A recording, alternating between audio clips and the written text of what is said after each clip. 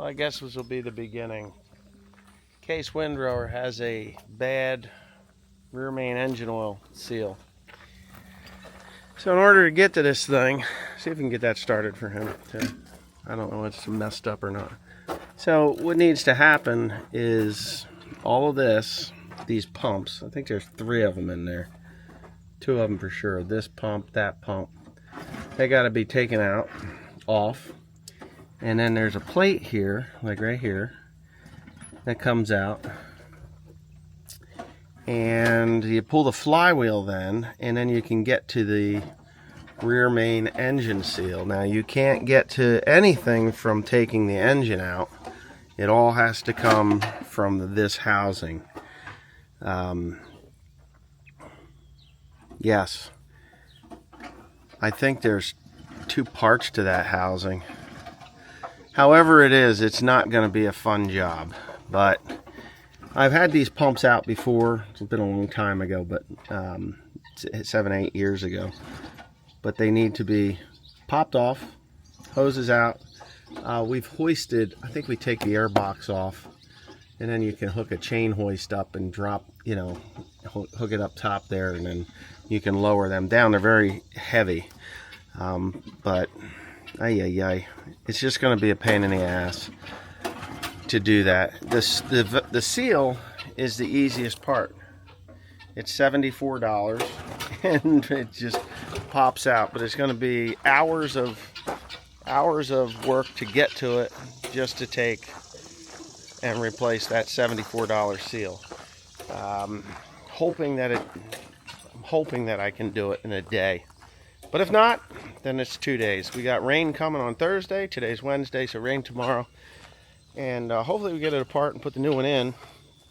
And then we will put it all back together again. And hopefully the damn thing stays sealed. Because that's one of those things that when they... what I've been told about these mowers is that seal goes bad, and it's really hard to get them to seal up again. So I've heard of guys doing it, putting the seal in, and then 10 hours later it's leaking again, and I'm hoping that that doesn't happen. So I was told that there's a special tool, but I asked them this morning and they're like, no, not that we know of. No special tool that we know of. So I think the guy that was telling me this is full of shit, but we'll find out. So there we go. All right, so the first thing we've done, well, Grant and Tim did, we drained the oil. We put it in this 55-gallon drum, which also can be a tabletop. It comes out of this tank here, and it holds a lot more than you'd think. It's probably 20-30 gallons of oil in there, plus the accumulators and all that stuff. And what we really need to do is start removing hoses from there. I still believe that we had taken that tank down for some reason. But anyway, we're going to pull these hoses off here, these hoses here. They all have to get down and out of the way. And we're just going to completely remove them. And then we'll be able to get up to the swash plate bullshit that they call a swash plate. But that's here. But we have to take we'll have to take that off. And in order to get this thing we should probably mark it. Yeah, mark every hose. Well, not the hose. No, not the hoses. They only go where they belong. Okay. That's the one thing I learned the last time we did it. But when we take this off, which I can't remember how we did it the last time. I think it's right here. Let me see. Oh, the steering linkage. Yeah, the steering linkage for the swash plates in the thing. So yeah, it comes off here somehow. Right here, I think you just loosen that up, and then it'll push back.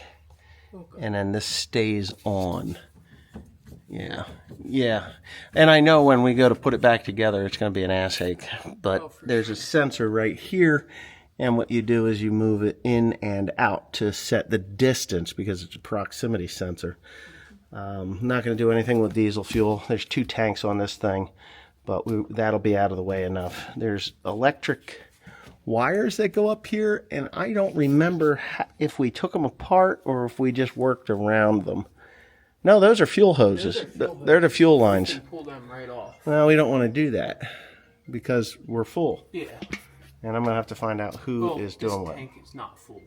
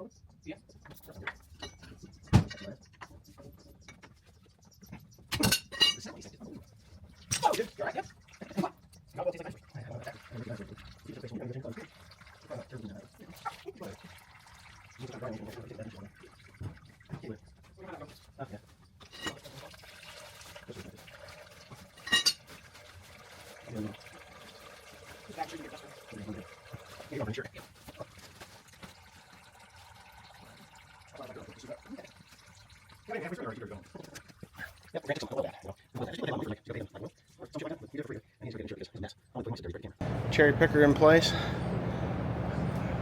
Pop a Smurf, and I don't know. You just leave yourself into these things. Everything's off, ready to come out, with the exception of 2 bolts on this one, and I think it's 4 bolts on that one. So we'll just cherry pick this thing.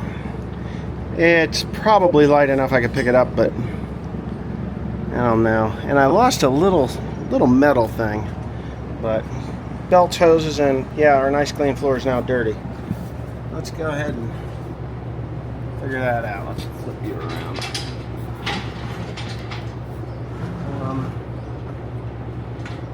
Probably went flying. I'm recording. Here. Grant's the cameraman. Okay, we're to the root of the problem. Almost lost a toe and a half over there earlier. Flywheel. Not really light. Alright. So now we're to it. Let's see. A little bit of water in there. Can you see it? No. Let me see that thing. There it is. So now I gotta pull. I just gotta pull that rear main seal off of there. Out of there. And I'll bet that's not gonna be easy.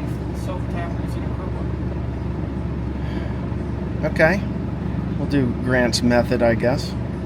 You got to go put a tarp on, so call your grandfather up and say, hey, we're ready to do that. Self-tapping screws and a crowbar. Yeah, you screw them in, and then you're able to knock them out. I was going to go buy a set of big heavy-duty pickers. That But probably work too, but I think the self-tappers are probably the smartest idea. Self-drillers. yeah, so drill, so Yeah, okay. All right. You two are going to go help you, are going to go fix that thing, so get your grandfather. I can deal with this, I think. All right, so my wife is going to be upset because tomorrow she's got to go back to Essex for a, what was that? Because he was gonna, I think he was gonna use the loader, right?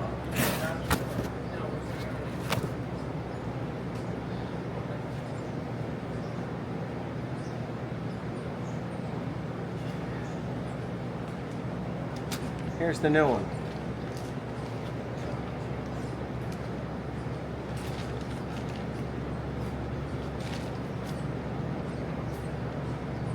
Oil seal. Rust preventative bag. So, my wife drove 5 hours. What's that? He's going to supervise, right? Yeah. Okay. He's going to run. Grandpa's going to run the track. Okay, good. Keep him out of the damn house. Too hot for him, but anyway. I'll get a couple self-tapping screws and see how that works, because I'm going to film that. I've never done it that way. I've drilled holes and then grabbed and hooked it and yanked. Yeah. I've seen a couple people do it. Where they just screw it in and you're able to pry it off the crankshaft. Does it run? Yeah. Your afro engineered it back together again? Kind of. It's nothing. Fixed. Papa Smurf got his motorcycle going. Look at this. You need white pants. Where's it blue? They're blue. No, not today. What'd you do? Put a fancy carburetor on it? Yeah. Let's see your carburetor.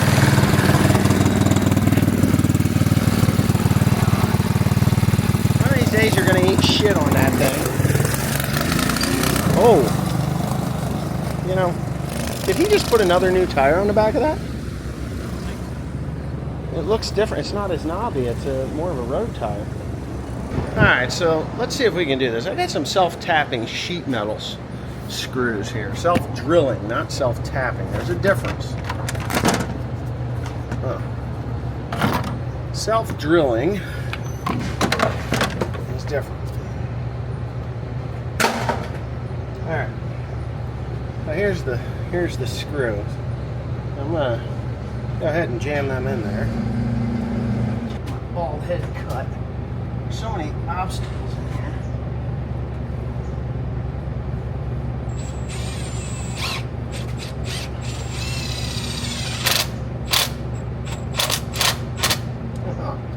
I cannot believe that. I'm sure there's somebody out there saying, don't do that. I'm one of them. I wasn't thinking this was a good idea at all. Okay, so I've got it in. Now I got to get a little pry bar here. Right?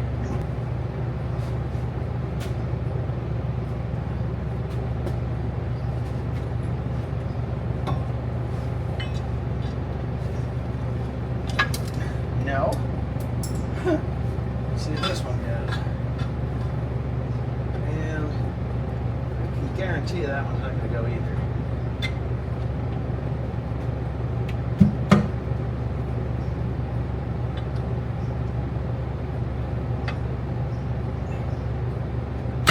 Nope.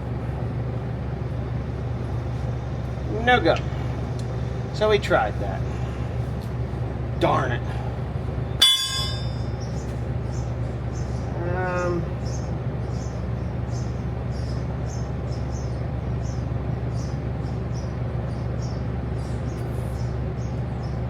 Get a bigger screw.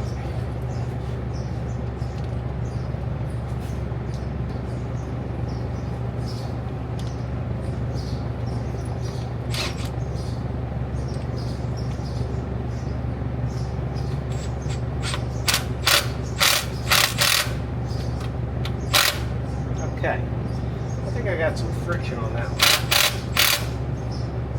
I think. Get that bar.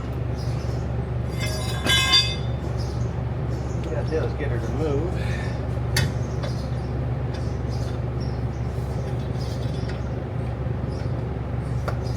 Here it is. I have to tell Grant that he did a good job. That actually worked. Can you believe that? Set that up there. I was a little skeptical, but I'll get the bottom now.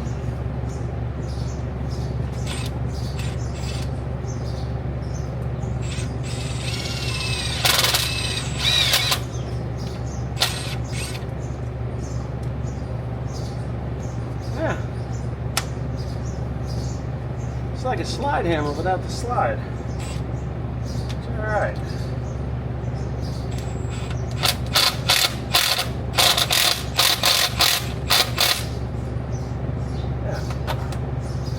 This $5 as that thing comes right out now.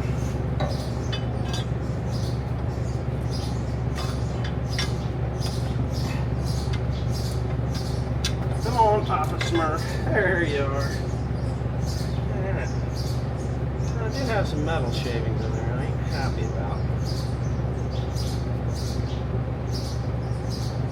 Feel anything in there.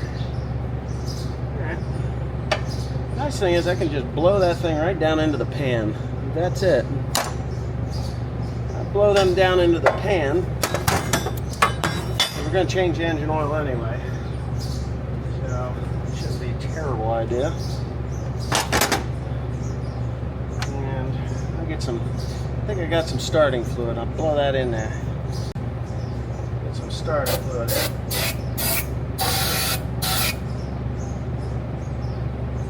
Damage it with the. I was a little worried that I was going to damage it with the that punch. There's no damage there. Good. Woo!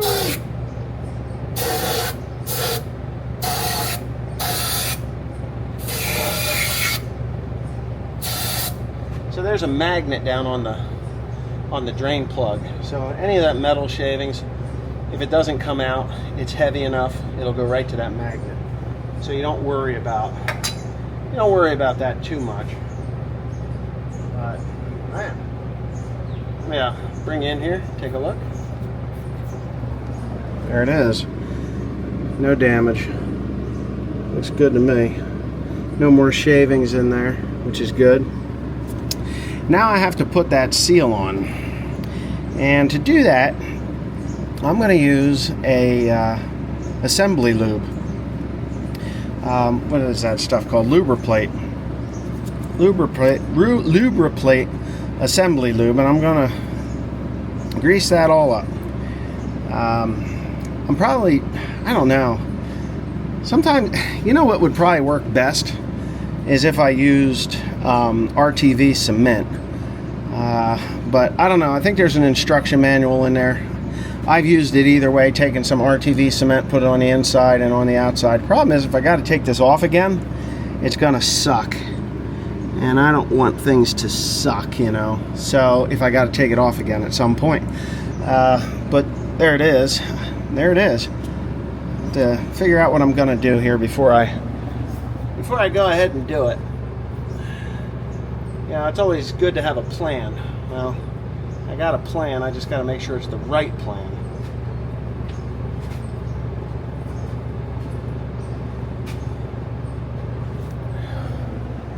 Yeah, you want to do the right plan. A lot of times they say to do them dry. Doing them dry is tricky though. And of course there's no instructions. Nice thing is,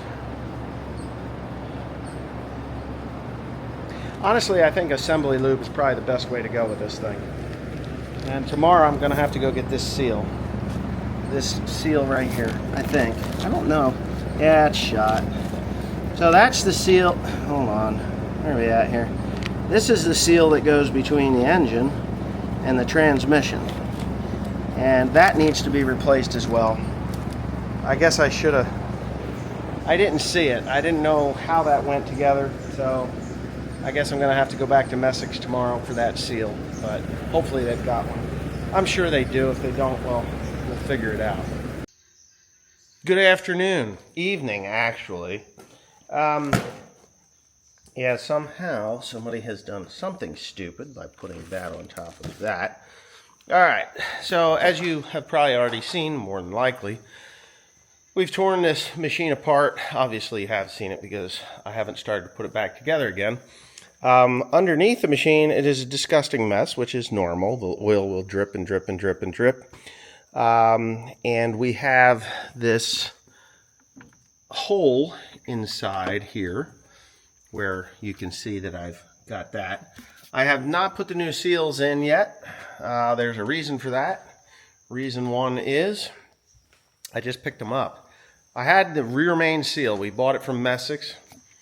And I don't want to say anything bad about the parts man at Messick's, but he dropped the ball. Teresa ran all the way out there, and we have just, she's got to go back for a filter because he didn't give us all the filters. He only gave one, and she didn't know. So anyways, there is the rear main seal here. This is for the engine. That's the one that was leaking.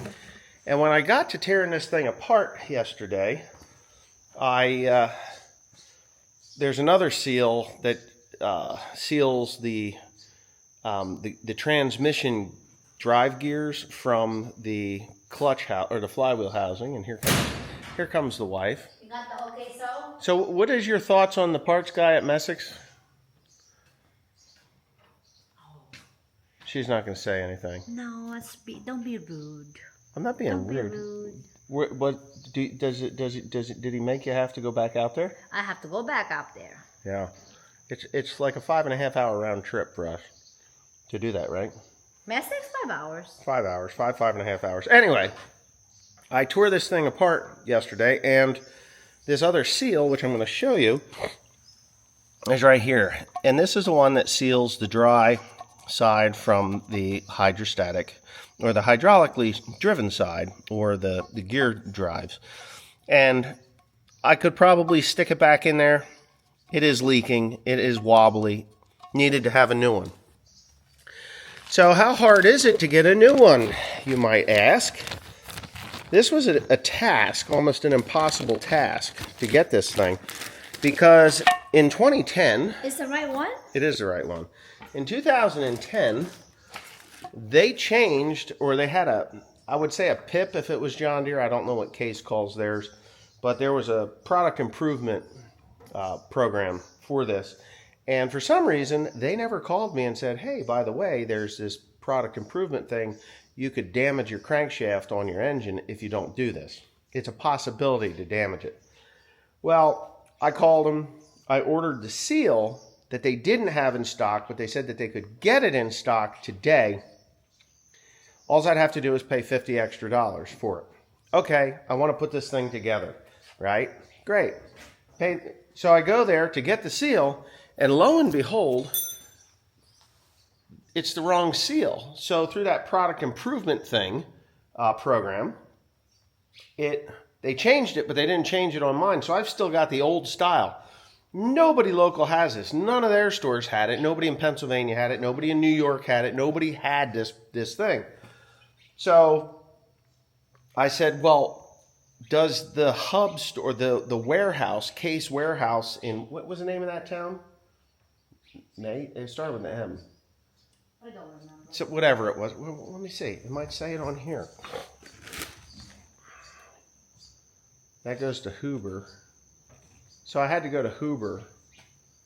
Anyways, I guess it doesn't really matter. Huber's had to pick it up. And in order to get it out of there, they had to have a badge, a guy with a badge to go in and pick up this part. And I had to meet them. It was like doing a drug deal.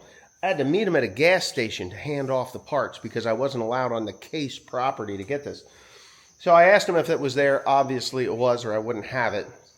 And I had to drive, 27 minutes farther to go to a Rutter's gas station to wait for the guy that I met at Huber's to go get his badge, to go to the Case dealer to get this thing.